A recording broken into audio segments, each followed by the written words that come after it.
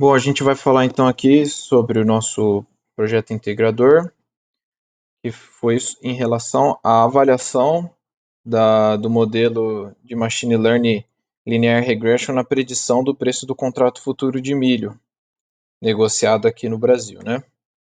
Então, né, no que consiste o nosso trabalho? Hoje no Brasil é possível negociar contrato de commodities, então tem commodities agrícolas, commodities pecuários, então você pode negociar, por exemplo, barril de petróleo, você pode negociar o preço é, do milho, do boi gordo, e tem um café, e tem vários outros, né? E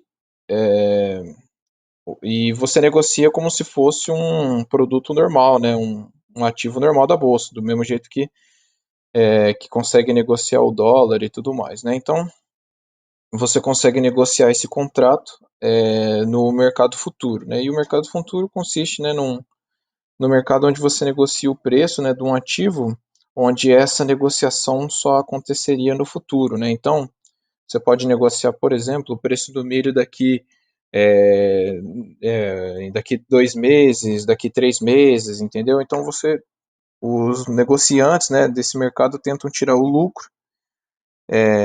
com a valorização e desvalorização no futuro desses ativos, né? E aí no milho tem alguns fatores que impactam, né, na formação do preço dele, né? Entre os principais, né, que a gente pode citar aqui, tem o preço do milho nos Estados Unidos, a demanda mundial, o estoque mundial, e tem vários outros, por exemplo, o preço do dólar tem uma relevância, impacta um pouco, né? E tem vários outros fatores que impactam, né? Então, quando a gente começou a desenvolver o nosso projeto, a gente dividiu ele em 4 partes. Então a gente fez uma coleta de dados, a gente selecionou os dados e fez a coleta desses dados, né? Então esses dados a gente coletou os dados referentes ao pregão do milho, então abertura, fechamento, máxima, mínima, todos no preço diário do milho, né? Então abertura, fechamento, máxima e mínima de todos os dias do milho, do contrato de milho de 2014 a 2018.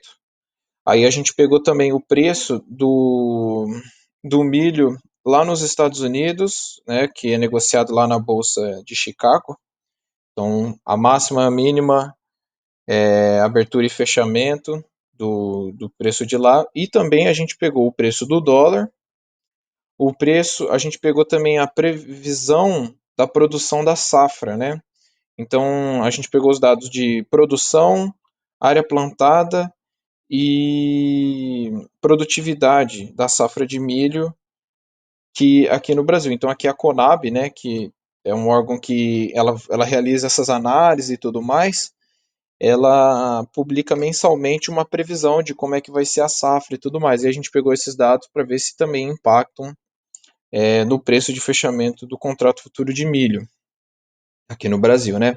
Então aí a gente fez um pré-processamento desses dados, ou seja, a gente importou todos esses dados para um banco de dados, né, em Mongo.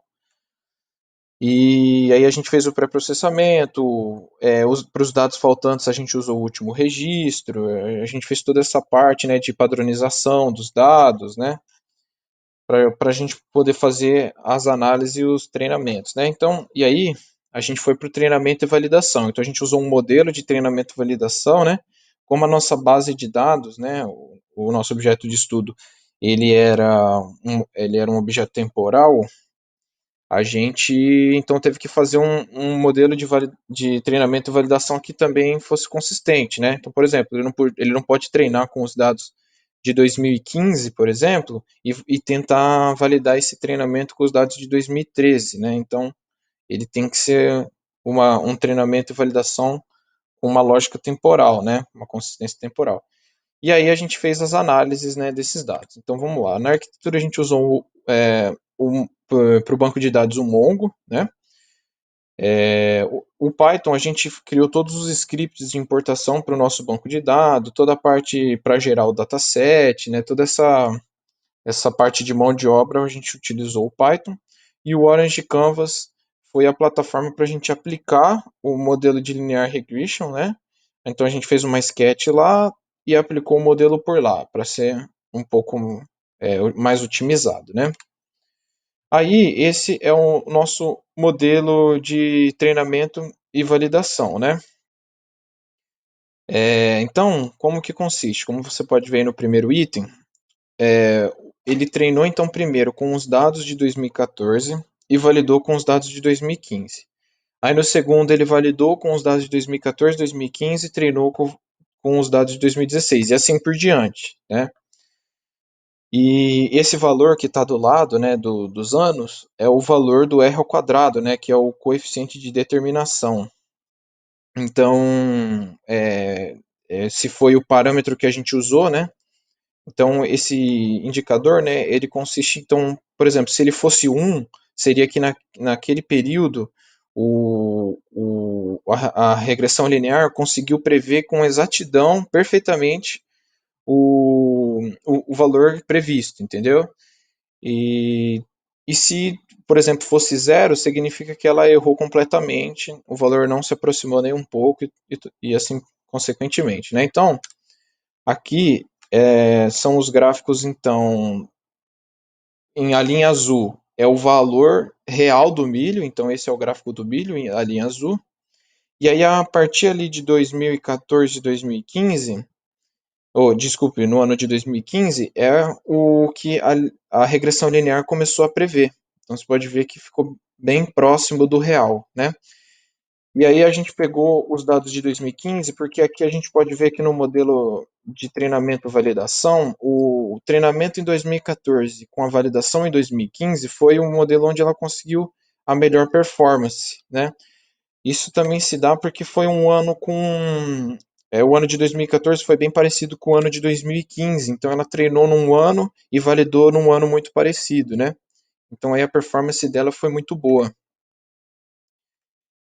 E aí, quando a gente aplica o modelo de regressão linear, a regressão linear ela mostra ela cria uma equação, né, que pega os atributos e tentam ela vê a relação com o atributo que a gente quer prever. Então, por exemplo, a gente quer prever o preço do milho no próximo dia, né?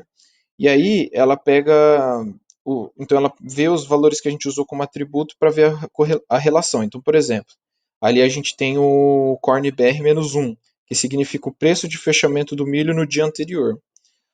A gente vê que a relação com o preço de fechamento do milho no dia atual, ela é muito alta, entendeu? Então, quanto maior for o preço do fechamento do milho no dia anterior, maior vai ser o preço de fechamento do milho é, no próximo dia, né?